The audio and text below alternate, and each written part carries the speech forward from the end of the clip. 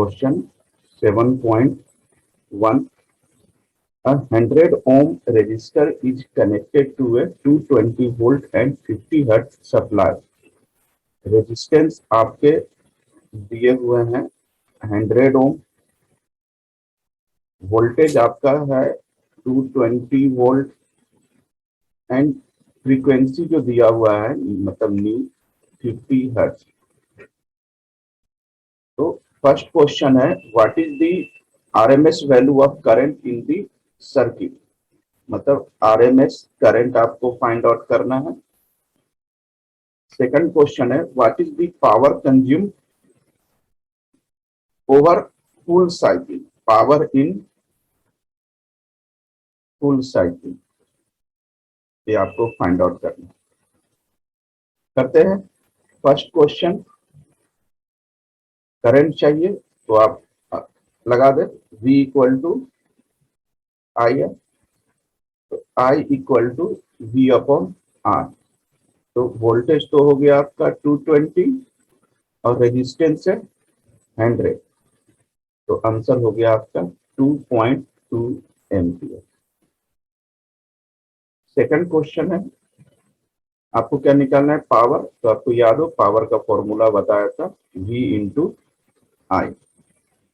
तो वोल्टेज आपका क्या दे रखा है 220 और करंट है आपका 2.2, तो एक डेसिमल से एक कैंसल आउट, 22 इंटू 22, ये आंसर हो जाएगा आपका 484 watt. Next question 7.2 the peak voltage of an AC supply is 300 volt. क्या दे रखा है, पीक वोल्टेज दे रखा है, this is V not 300 volt. What is the RMS voltage, आपको आरएमएस वोल्टेज फाइंड आउट करना है। एक फर्स्ट क्वेश्चन है इसमें, इसका सेकंड पार्ट है आपका the RMS value of current in an AC circuit is, RMS value of current. तो आरएमएस करंट दिया हुआ है 10 ampere. What is the peak current, तो इसमें पीक करंट निकालना। देखें अगर मैं फर्स्ट क्वेश्चन की बात करूं तो V equal to V not upon √2। अब देखना कॉपी में ये चीज डिस्कस किया हुआ है आपका कि आरएमएस करंट जो होता है पीक करंट अपॉन √2 होता है। तो इसकी वैल्यू यहाँ पुटअप कर दे 300 अपॉन √2, इसको डिवाइड कर दे, √2 की वैल्यू 1.414 रख के डिवाइड कर दे, तो इसका आंसर आ जाएगा 212.1 वोल्ट। सेकंड है क्वेश्चन आपके करंट, इसमें क्या आ जाएगा आपका आई नॉट इक्वल टू हो जाएगा √2 आई, मैंने आरएमएस वोल्टेज और पीक वोल्टेज या आरएमएस करंट या पीक करंट दोनों का रिलेशन सेम होता है। दिस इज √2 और करंट है आपका 10, रख दे √2 की वैल्यू 1.414 इंटू 10, एक फाइनल आंसर हो जाएगा आपका 14.1 ampere. Next question 7.3 a 44 millihenry inductor is connected, मतलब आपका इंडक्टेंस ऑफ इंडक्टर मतलब L दे रखा है आपका 44 मिली हेनरी, इसको मिली हटाए तो 44 into 10 to the power -3 henry. Voltage दे रखा है आपका 220 वोल्ट एंड फ्रीक्वेंसी आपका दे रखा है this is 50 hertz. Determine the RMS value of current in the circuit, that is RMS current आपको फाइंड आउट करना है। तो आरएमएस करंट फाइंड आउट करना है, देखो क्या करते हैं। तो आपका L दे रखा है, देखो मैं इसमें आपको हेल्प कर देता हूँ। करंट है तो जैसे रेजिस्टेंस के केस में आप लगाते हैं ना V equal to I R, तो ये रेजिस्टेंस के केस के फॉर्मूला हुआ। अगर ये चीज आप यहाँ यूज में लाते हैं इंडक्टर्स के केस में, तो इस केस में जो आपको फॉर्मूला हो जाएगा V equal to I XL लगाना है आपको। तो V equal to I XL, current निकालना है, V अपॉन एक्सएल, वोल्टेज मालूम है, आप एक्सएल निकाल के यहाँ वैल्यू रख दें, बताए क्या होगा। Sir 5 into 10 to the power 3। 5 into XL का फॉर्मूला क्या होगा पहले बताएं। Sir omega L. Omega L, सही है। V upon 1 upon omega L क्या होता है, तेरा क्रॉस चेक करना। एक एक्सएल, XC। एक सर 1 में ओमेगा सी होता है। नहीं, ओमेगा 1 XC अपॉन एक्सी का होता है, और ओमेगा एल का, एक्सएल का क्या हो जाता है। Sir omega L. ठीक है, ओमेगा एल, यहाँ ओमेगा एल, और अगर ओमेगा कैसे निकालते हैं, 2 पाई न्यू यानी फ्रीक्वेंसी। तो करंट वोल्टेज है आपका 220, 2 पाई की वैल्यू आप रख सकते हो 3.14, फ्रीक्वेंसी दे रखा है आपका 50 हर्ट्ज, और एल आपको मालूम है 44 इंटू 10 टू द पावर -3। इसको सॉल्व कर लेना, ये आपके आंसर आ जाएंगे 15.9 एम्पियर। कैलकुलेशन चेक कर लेना।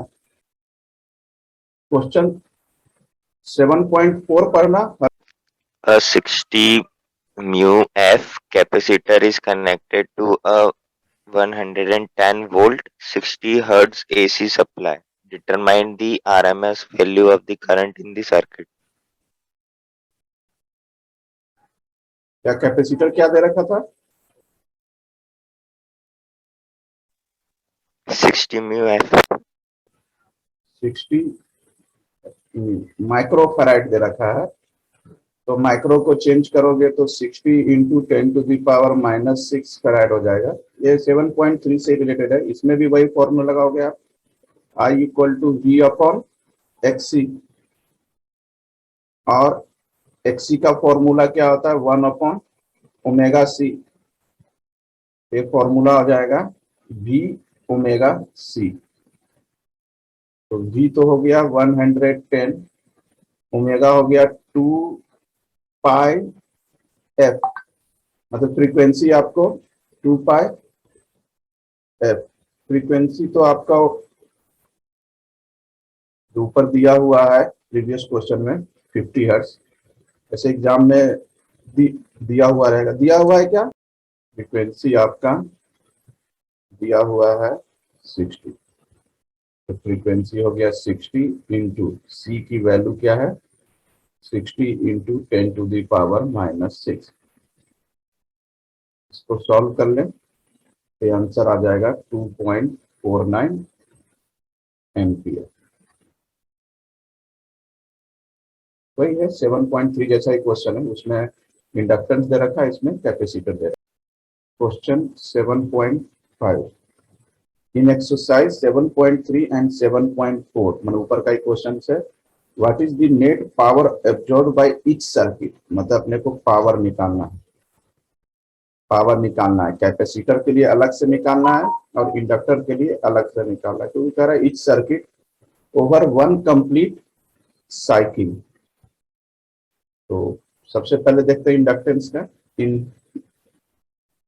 इंडक्टिव सर्किट, करंट जैसे 7.3 में आपने निकाला था 15.92 एम्पियर, वोल्टेज था आपका 220 वोल्ट,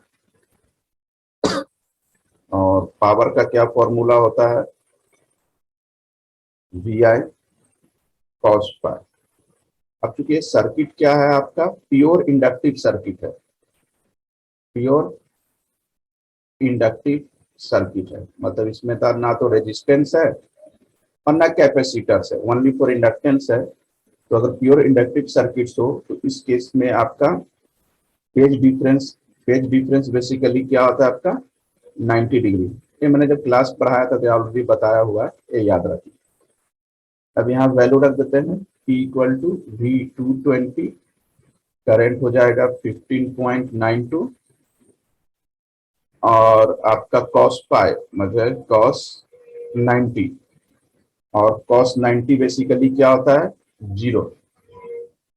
तो पावर प्योर इंडक्टिव सर्किट में पावर क्या हो जाएगा आपका, जीरो हो जाएगा। सेकंड पार्ट है इसका, इन प्योर कैपेसिटिव सर्किट, है ना। अगर प्योर कैपेसिटिव सर्किट हो तो इसमें भी फाई क्या होता है आपका, 90 डिग्री हो गया। मतलब इसमें भी अगर आप लगाओगे power equal to V I cos phi, और कॉस 90 तो जीरो होता है, तो इस केस में भी पावर आपका जीरो होगा। अगर सर्किट में सिर्फ इंडक्टेंस हो या सर्किट में केवल कैपेसिटेंस हो तो power consume should be. Question 7.6, obtain the resonant frequency. अपने को क्या फाइंड आउट करना है, resonant frequency omega R of series LCR circuit. L दे रखा है 2, सी दे रखा है आपका 32 माइक्रोफैराड, इसको कर चेंज कर लें, 32 इंटू 10⁻⁻⁶, एंड रेजिस्टेंस दे रखा है आपका 10 ओम। और इसमें क्या निकालना है, क्यू वैल्यू निकालना है, what is the Q value of the circuit. तो रेजोनेंट फ्रीक्वेंसी का फॉर्मूला आपको मालूम है, ओमेगा आर बराबर क्या होता है, 1/√LC। तो एल क्या है आपके पास 2, और सी क्या है 32 इंटू 10⁻⁻⁶।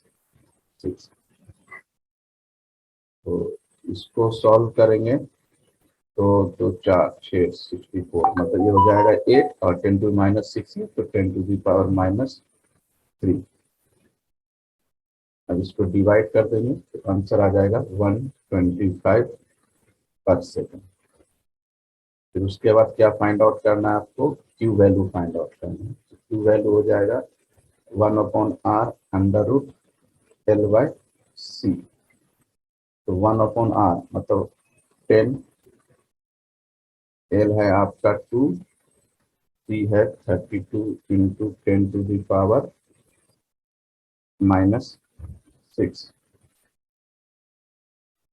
ये हो जाएगा आपका 60, दैट इज 1/10 इंटू 16 का हो जाएगा 4, और 10⁻⁻⁶ का हो जाएगा -3।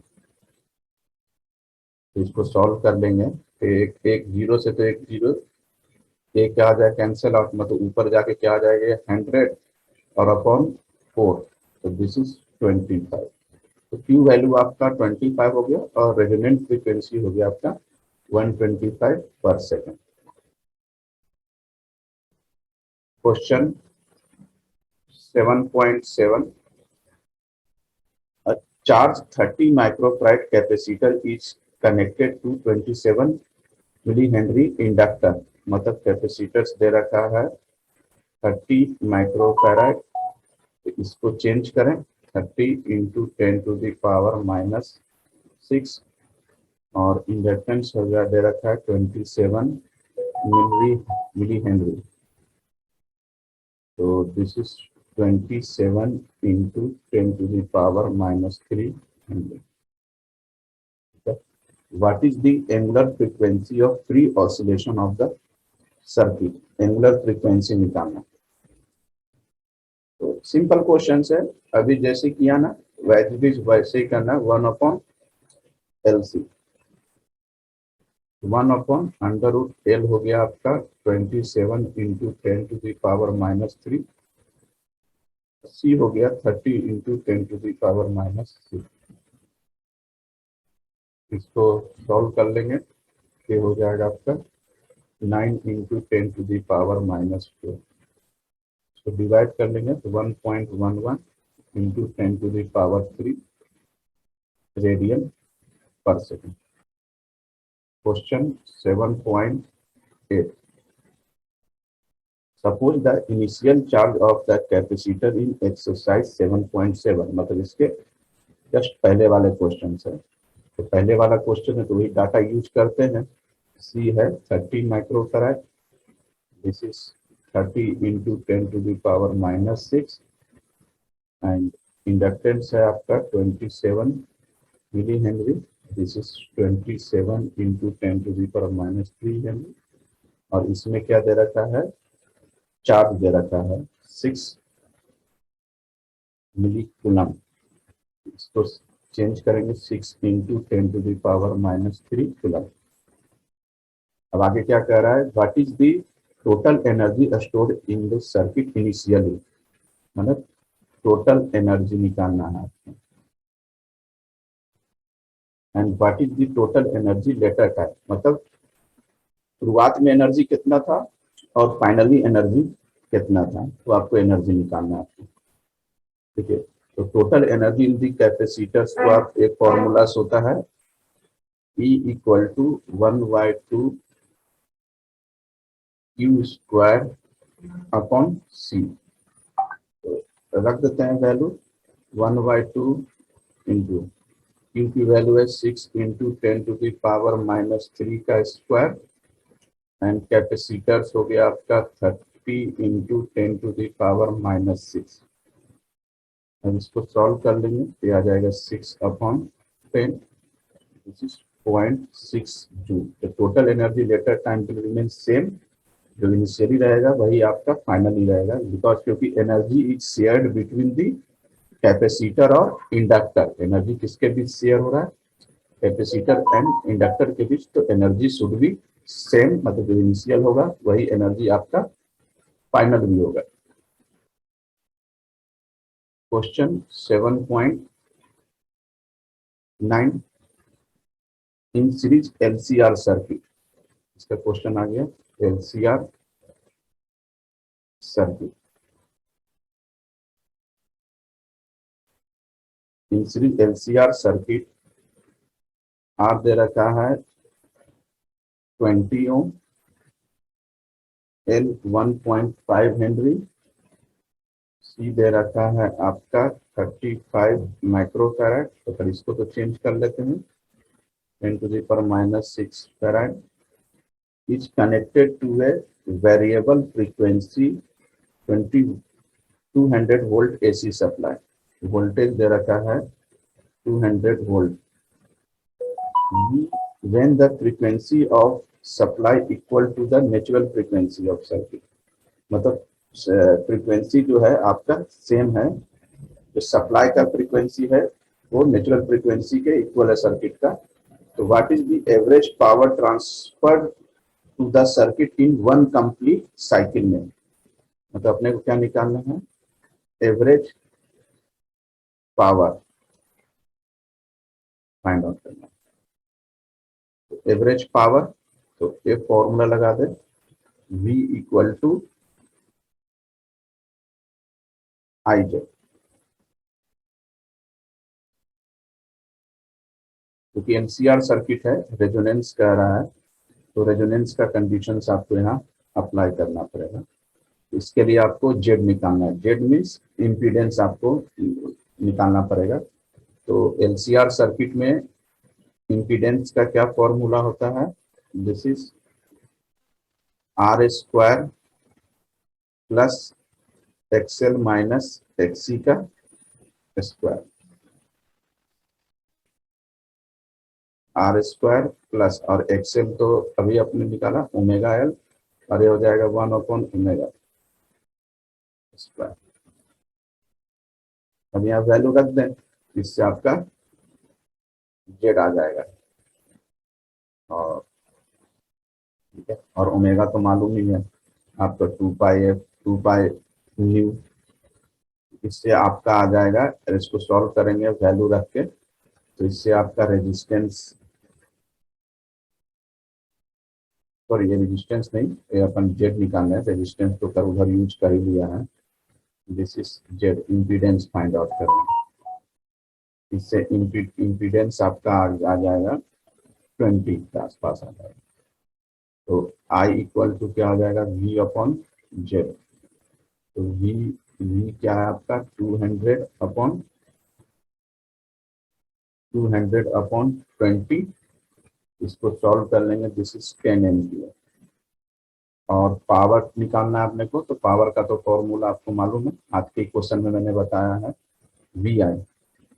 तो वोल्टेज है आपका 200 और I है आपका 10, दिस इज 2000 वाट आपका पावर आ जाएगा।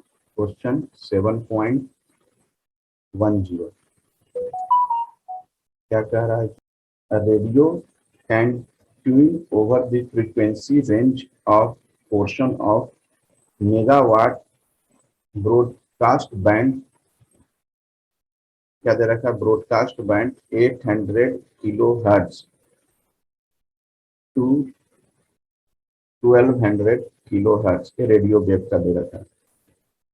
If it's LC circuit has an effective inductance, L दे रखा है 200 micro henry, so this is 200 into 10 to the power minus 6.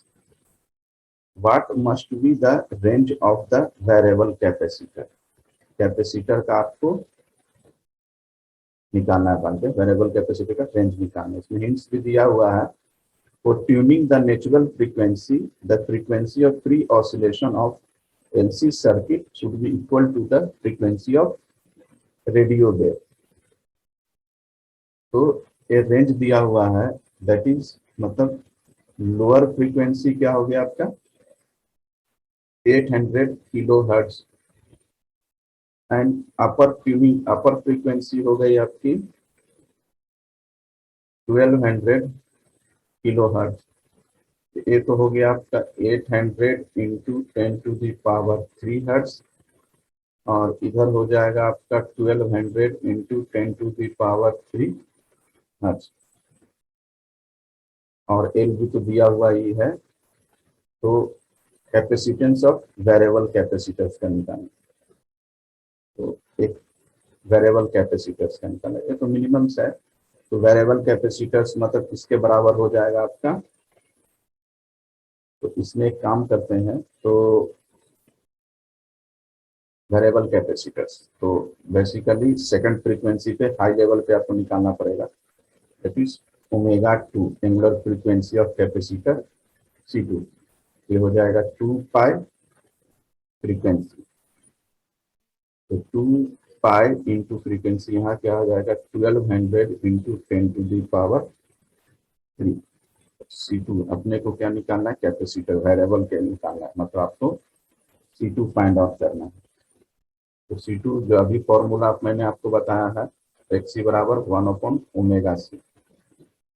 तो इससे आपका C2 फ्रीक्वेंसी निकल जाएगा, ω2 निकल गया, C2 इक्वल टू क्या हो जाएगा ω2L। तो ω2 क्या है आपका 2 पाई, ω2 स्क्वायर हो जाएगा, क्योंकि ये फ्रीक्वेंसी का फॉर्मूला पढ़ा ना अभी मैंने, एंगुलर फ्रीक्वेंसी का निकाला 1/√LC, और आपको C निकालना है, तो ओमेगा स्क्वायर इक्वल टू क्या हो जाएगा 1/LC। तो C इक्वल टू क्या हो जाएगा 1/ω²L। तो ओमेगा स्क्वायर क्या 2 pi into 1200 into 10 to the power 3 का स्क्वायर, और L दिया हुआ है आपका 200 into 10 to the power minus 6।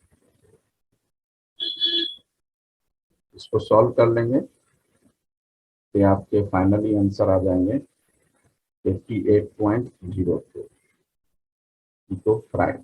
This is the final. ये आपके एसी सर्किट अल्टरनेटिंग करंट के आपके 10 क्वेश्चन होंगे।